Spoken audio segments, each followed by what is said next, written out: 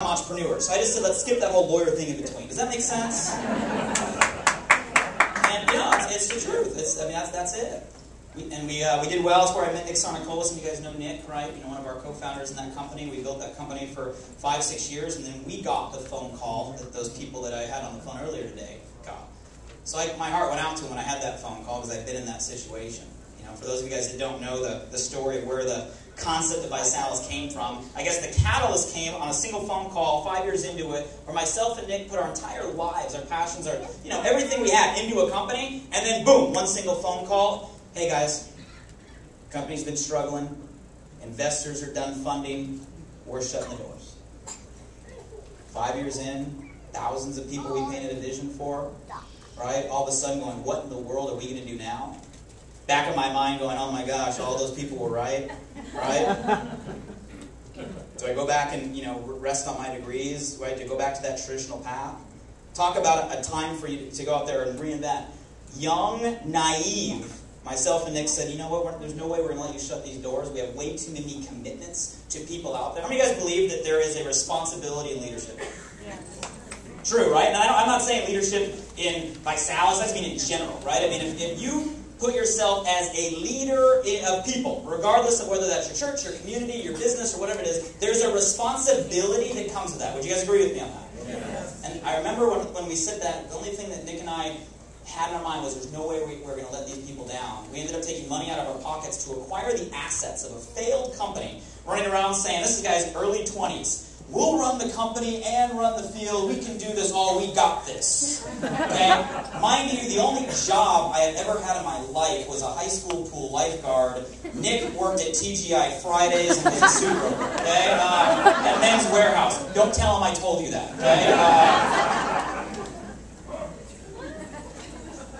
What are the odds of a high school pool lifeguard and a TGI Fridays / Men's Warehouse suit broker?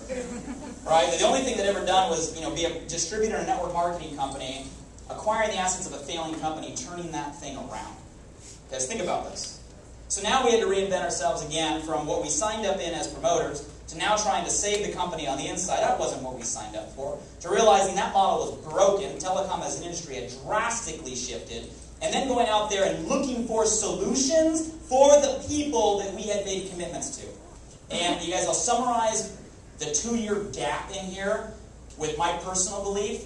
And you guys have heard, some of you have heard me say this before. Personal belief. I believe when you do things with the right intention. With the right what? Intention. The world tends to work out. My personal belief. If you do things with the right intentions, as in not for your own ego or your own greed or your own pocketbook, but you do things for other people to make things better, it's amazing the doors that'll open for you. And that's what we did. We put everybody else in front of us. Doors started to open. Doors like Dr. Michael Seidman, who was the initial developer of some of our first products. Doors like Ryan Blair. How many of you guys have read about our CEO, right? Ryan Blair, who happened at the time to sell his third company for $25 million at age 27. We're like, this guy knows how to run a business. Ryan comes into our life. We have an awesome synergy, right? We have complementary skill sets, get along amazing. He comes in and steps in the CEO position. We start ViSalus in March 2005 as an idea. Talk about reinvention again, right? Going out there and saying, okay, starting all over from scratch with the bios that I told you and an idea. A what? Idea. Out of our own pockets, no investors, no blight, no nothing. Phone calls, challenge parties, right? Conversations, building from scratch, and then another interesting door opens. We find out a couple of months in that one of Ryan's previous investors in his last company happened to be a billion-dollar family out of New York. We knew them as billionaires, like legitimate billionaires. Interesting coincidence, they happened to make their billions self-made in what industry? Network marketing, direct sales. Wow. We go knocking on their door. We're like, guys, we're getting involved in your industry. We need some money. Ryan made him some money. They laughed at us, okay? Laughed at us. They come back when you guys are doing $250,000 a month in sales. We go back to work. We get to $250,000 a month in sales. We come back. They laugh at us again. We go back to work. We come back. Then all of a sudden, when they laugh at us, one of the sons, not the dad, but the son says, you know what? I will take a bet and a gamble on you guys with my own private money. Ended up funding us at the end of 2005 and gave us a shot. Said, I believe in you. His name was Todd Gergen. Some of you guys met him in Atlanta. right? Gave us a shot. Here's us in the background going, we have billionaires behind us, right? The catch was it was private and silent, because if we failed, they didn't want us attached to their name. So here's us running around saying, we got billionaires behind us, and you would ask, and I would say, I can't tell you.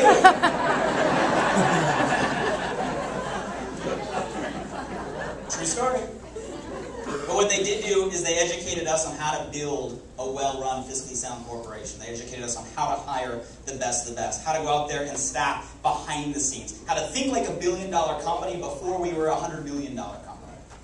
We built ViSalus slowly, to the point by 2008, we had got the attention by Life as the corporation, and they said, you guys are ready to go pro, you guys are ready for the big leagues, and some of you guys have read all the stories on the internet now. We rolled up into Blythe, and all of a sudden, we are now, a part of the Blythe family, $1.2 billion global backer, 30 years in the industry, operating on all 5 continents, looking at us as the future of not only their portfolio, but identifying us as what they thought the future where the industry would go. How many of you guys think that was a very exciting day? Sitting in New York, October 2008, celebrating that relationship. You guys know how hard it is to partner with a billion-dollar public company? Probably a year just to do everything they wanted us to do to make that happen. Sitting at dinner, right? Celebrating. And then Bob Gergen looks at us at the dinner table and he says, guys, get ready. We're like, get ready for what? He said, you're about to go into the hardest fight you've ever gone into. 2 weeks later, you got the President of the United States all over all the media, literally declaring economic recession. Complete freakout. You guys remember the end of 2008? Lehman Brothers, all this stuff hitting everywhere, stopping everything in their tracks. How many of you guys were in industries that were affected by the economy at the end of 08, 09? Look around the room. Our sales, we spent 5 years to the point, getting close to $3 million a month. 4 months after that deal, they went from $3 million a month down to $600,000 a month. We were almost back to the beginning. Interesting checkup from the neck up at that point. Myself and Nick sitting there, putting over $1 million each of our own private capital back into the business because we promised we wouldn't miss a check to our promoters or our employees. Own private. Do we have to do that? No. Thoughts in the back of the mind? Do we walk? Right? It was never really an option. Leadership has what? All in bet. 2008. Here's the shift. We were the first company to come to terms with the fact that the rules of the game post-2008 had changed forever. The rules had changed. We were the first to go out there and look at it and said, it's it. The rules what? Changed. We didn't sit there and say, okay, this will pass. We didn't sit there and say, keep our fingers crossed, right? Don't worry, just keep selling. We didn't sit there and say, oh, it's not affecting us, right? Just go out there. How many guys were in, whether it be network marketing companies, home-based businesses, or traditional jobs or corporations where they tried to pretend at the time that everything was okay? Any of you guys feel that? Here, we were the first ones to look ourselves in the mirror going, this ain't okay. It's broken, okay? We locked ourselves in a room in early 08 and said, you know what? Rules of the game changed. Let's not argue. Let's not deny. Let's not lie. Let's not go out there and cross our fingers and hope for the best or hope for some politician to come in and fix it. Let's go design a company that would grow during this economy. Let's build a company for today's entrepreneur and today's consumer. Let's reinvent. What's that word? Reinvent ourselves again, okay, to grow during this market. Got the brightest minds we had, sat in the Beverly Hills office, spent months on this. Decided on our strategy, said this is it, this is the direction we're going to go. We're going to go all in, and we're not looking back, we're sticking with it. July 2009, we launched the Body by Vi Challenge, our reinvention strategy. Everything you guys learned about here tonight, everything you've heard about coming into this room, started in July 2009. We launched it, thinking this was our best bet. Still have our fingers crossed because you don't know until it actually happens. Does that make sense to all of you guys? Yeah. Start to grow in 2009, 2010, things pick up speed. We start to grow all through 2010, an average of 15% month over month over month over month the entire year of 2010. We finished last year at 653% total revenue growth. We were given the industry award for the growth out of the entire industry globally last year. How weird was it for me to be sitting earlier this year at the Direct Selling News Banquet next to the owners of Mary Kay, right? The owners of ACN, the owners of Amway in the room, there's Avon in the room. And when they give away the award for last year, there's myself, Nick, and Ryan standing on stage for the industry globally.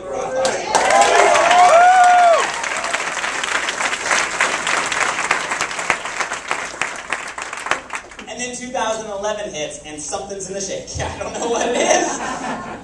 That average of 50% month over month jumps to 25% month over month over month over month, and it doesn't stop every single month this year. To the point now, guys, we're at a point right now, we're averaging close to 85,000 new people joining the challenge every single month. Do you guys know what that looks like on a run rate basis? When you take 85,000 people, if we just hold, if we don't even grow, okay, which is not the intention, you multiply that through next year, that's over 1 million. Everybody say 1 million. Say it like it's cool. Come on, like, that's over what? If we don't even grow, that's over 1 million people that are joining the challenge over the next 12 months just in North America alone. We're averaging a point right now, guys, where someone is joining the challenge literally every 30 seconds all across North America. You're at about 5 people every second that are drinking a ViSalus shake. Crazy. We've helped people lose, I don't know, 8-9 million pounds at this point. Planet Earth is getting lighter because of us. How do you like that whole BMW thing? We're at a point right now where 24 hours a day, we have someone qualifying for a BMW every single hour. Every single hour, 24 hours a day, 7 days a week, 365 days a year, someone is qualifying for a black BMW through our program. Are you kidding me? Guys, this year, the #1 fastest growing health transformation challenge, and you guys, the #1 fastest growing home-based business in North America. I'll put ourselves outside of those categories because I don't know of any business across any sector that took a company from $600,000 a month to now we're, I won't even tell you the numbers we'll finish this month at, guys, but now over $30 million a month. Think about that in 22 months. $600,000 a month, over $30 million a month in 22 months. On our trajectory right now, guys, that is one of the fastest growing companies in American business today. How many of you guys think that's pretty cool?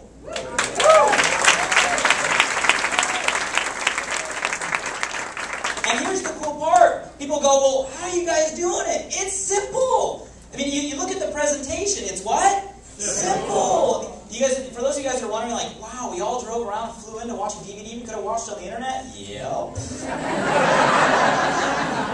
Because it's what? It's simple. We don't need any fancy presenter to explain what we're doing out here, right? If you look at the people in America, and you were to survey 100 people out there and ask them truly, to answer honestly, who needs to lose weight and get in better shape, what percentage of them would say, I do, okay? The majority. You guys, if people were to answer honestly, you know, whether you want to lose weight, get fit, everybody has something about their body they could work on for 90 days. Would you guys agree with me on that one? So our market is who? Everybody. And if you can give them something that's simple, that tastes good, that's affordable. How many of you guys think those are pretty important statements? It's simple, it tastes good, it's affordable, and it works. Not only is it affordable, but it's actually going to save them money on their meals. Think about this. Simple, tastes good, affordable, works, and it's going to save somebody money. How many of you guys would agree it's a pretty no-brainer in this economy? Oh, and if you refer 3, you get it for what? Free. And if you help people do that, you can drive a what? Yeah. Wow, you guys know the entire presentation, right? And beyond all of that is it's something that's social to talk about. I don't know how many people you heard up here that said, oh, I never had experience, you don't have to sell, you don't have to do any of that. Because the reality is, you can go out later tonight. You can be hanging out, you know, at the club, at the family, party, at whatever, any social environment, and you can tell somebody about your 90-day challenge, and you know what? People are going to be interested to know what you're doing to improve your body. I challenge you guys, when you set your goals, go tell people, hey, I'm on this 90-day challenge. My goal is to drop 10 pounds. Watch the reactions you get. You're going to all of a sudden elicit support. You're going to get people that want to cheer you on. And it's interesting that when you go out on a limb and set a goal to improve yourself, you actually become an inspiration for other people to do the same thing. How many of you guys have seen that in your own challenges out there? You guys, and that's what's making this thing grow. Notice all those stories. There's a common theme. From when I grew up to the reinvention of an entrepreneur. From when Nick and I were distributors to the reinvention of corporate. From ViSalus growing to declining to the, what's the word? Reinvention of the challenge. What's the key word in all of those guys?